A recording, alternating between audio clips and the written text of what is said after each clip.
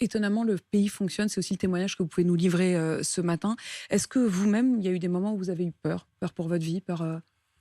Je Il y a eu des moments difficiles, disons. Il y a eu des moments éprouvants. Cette période est évidemment très éprouvante pour moi-même et pour mon équipe.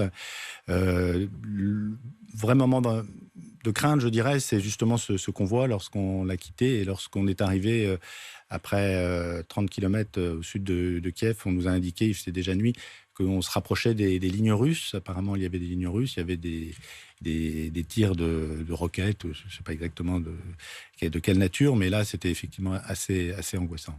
Oui. Assez angoissant, et vous êtes ensuite revenu à Kiev, rouvrir l'ambassade.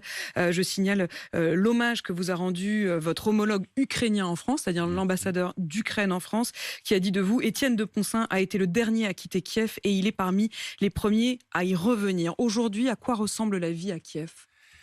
Alors la vie à Kiev, ce fut un choc de revenir, je ne vous le cache pas, parce qu'autant à Lviv, il y avait beaucoup d'animations, il y avait beaucoup de déplacés internes, donc il y avait beaucoup de monde dans les rues. Autant l'arrivée à Kiev le 15 avril a été un choc, surtout pour moi et pour mes collègues qui connaissions la ville avant le 24 Je février. rappelle que vous êtes Ville, ambassadeur de voilà, France en Ukraine depuis 2019. depuis 2019. Et Kiev était une ville merveilleuse, je dirais, avec beaucoup de restaurants, une vie très, très agréable, des familles qui circulent dans les parcs, etc., sur les grands boulevards. C'est un pays fantastique, sympathique.